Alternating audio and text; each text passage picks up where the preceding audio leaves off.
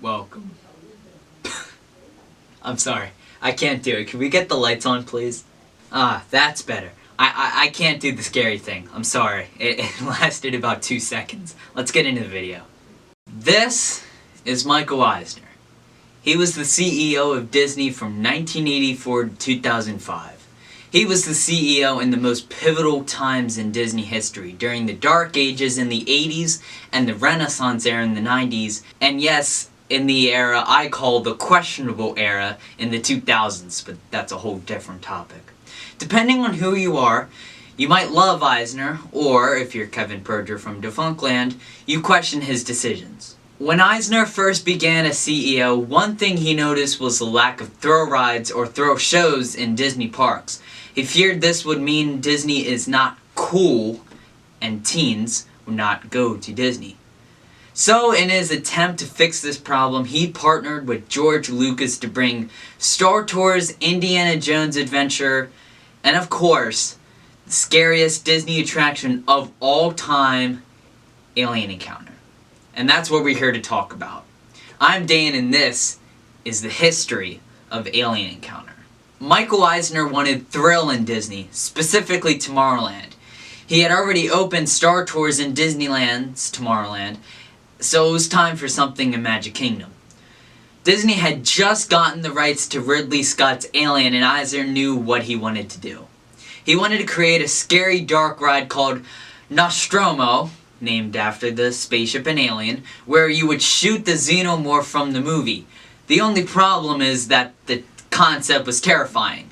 Imagineers knew this would not fit in Magic Kingdom and would scare people, adults even. Michael Eisner did not stop his alien kick. He pitched an idea of replacing Mission to Mars with the show where the xenomorph was teleported into an intergalactic tube in the middle of the theater.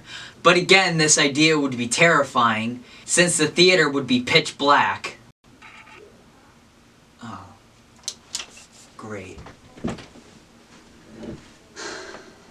Looks like we'll need George Lucas to come and save this video just like Alien Encounter.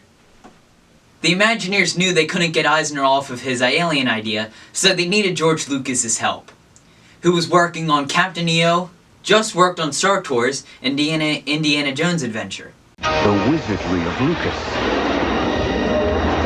The mastery of Coppola. The phenomenal music and dance of Michael Jackson. Now, in a kingdom very, very near.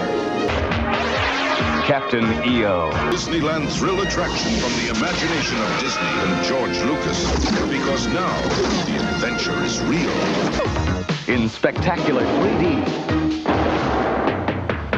Now, at Disneyland at Walt Disney World. Now open at Disneyland. He convinced Michael Eisner Alien was not right for Tomorrowland, but agreed to help with the theater in the round show without the xenomorph.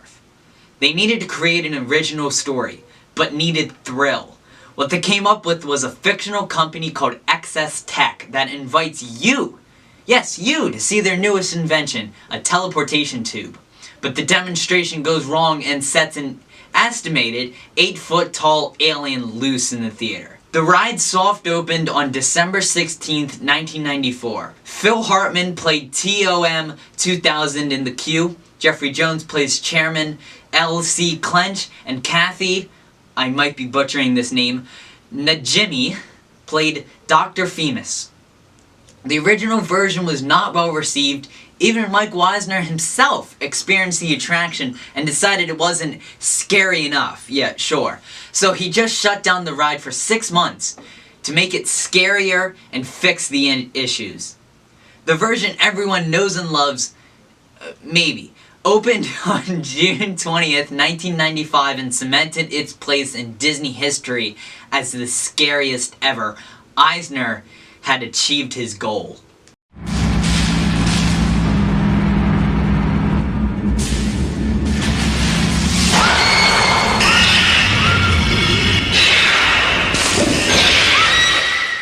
When the guests first entered the ride building, a film made by XS Tech was shown. Chairman L.C. Clench and Dr. Femus explains what XS Tech is and what the demonstration is. Next was the pre-show with Sir, played by the legendary Tim Curry, which stands for Simulated Intelligence Robotics. Sir gives us just a taste of the new series 1000 transmitter and sends Skippy, our pal Skippy, from one tube to another, except accidentally burns poor Skippy to her crisp. Then he explains that one of us will be selected to be teleported to XS Tech headquarters and back. After the pre-show with our boy Skippy, the guests are directed into the testing chamber, and here is truly where the attraction began. XS attempts to send the chairman into the chamber, but something goes horribly wrong, and another planet gets intercepted into the chamber. And this is where things get intense. The creature breaks the tube with a very cool illusion and kills the power. In complete darkness, you would feel the alien ink gets your back and feet. You would also hear the screams of guests and screeches from the creature. Also poofs of air from the test tube and in your face. To make things worse, a maintenance worker on a catwalk comes in to try and put the lights back on. Unfortunately for him, he is eaten by the creature. By the power of screaming, that thing is brought back into the tube and explodes. Just like that, it's over. By now, kids are scarred and scared. Yes, unfortunately, parents did bring their kids to this attraction thinking it was no big deal. One 9-year-old boy was so terrified he couldn't even be in the gift shop because of the pictures of the alien. This was the first and only time signs had to be put in front of the attraction warning guests about the intensity. There's also people who love this attraction because it's unique. People who miss it and think it should come back. I personally don't like scary things. I don't like scary movies. I won't tell you my biggest fear because people will send me pictures of it. And I think I would be terrified of this ride. And I'm not joking. Watching videos of it, I'm scared. I cannot imagine going on this. The story is cool, so I might. You never know. I didn't like Stitch's Great Escape. Disney had a plan to eventually bring Alien Encounter to Disneyland as part of the Tomorrowland 2055 project, but due to the failure of Euro Disneyland, a lot of things either got cut or scaled down around that time. In 2002, Lilo and Stitch was released, and it was a smash hit. Some even say the greatest Disney movie ever. Disney knew they needed Stitch in the parks, and he needed an attraction.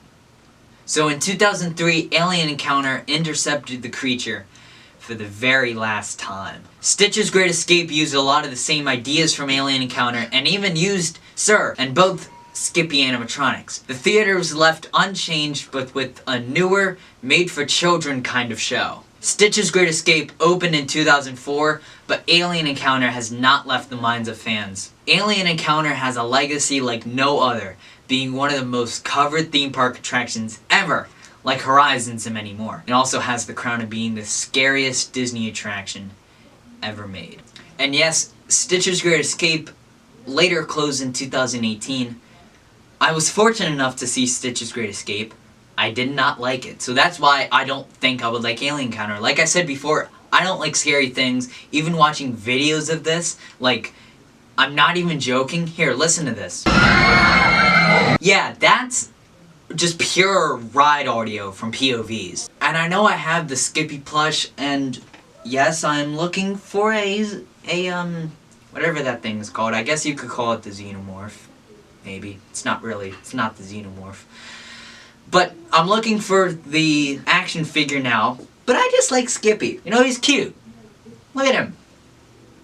He's just cool. He's a cool alien. And yes, Skippy was used in Stitch's Great Escape. That's why I love him so much. He's just so cute. And speaking of merchandise, like the action figures and the plushes and some pins, I think there's a piece of Disney history pin. If I find it, I'll put it up, a picture of it up there. But I wish there was more merch, because there's, you know, I wish there was a plush for the alien. A Sir, anything. Sir plush, Sir the robot in the animatronic in the pre-show, Sir, played by Tim Curry. I wish there was an action figure of him or something, because, you know, I would buy it. And if you look at my collection, I would buy anything. But, you know, merchandise, I think merchandise is a very, very, very big thing that Disney is missing out on, because Alien Encounter does have a rabid fan base. And such a rabid fan base that some people helped me with this video. So thank you for that research. And if you enjoyed the video, leave a like and consider subscribing. It would make me a very, very happy man.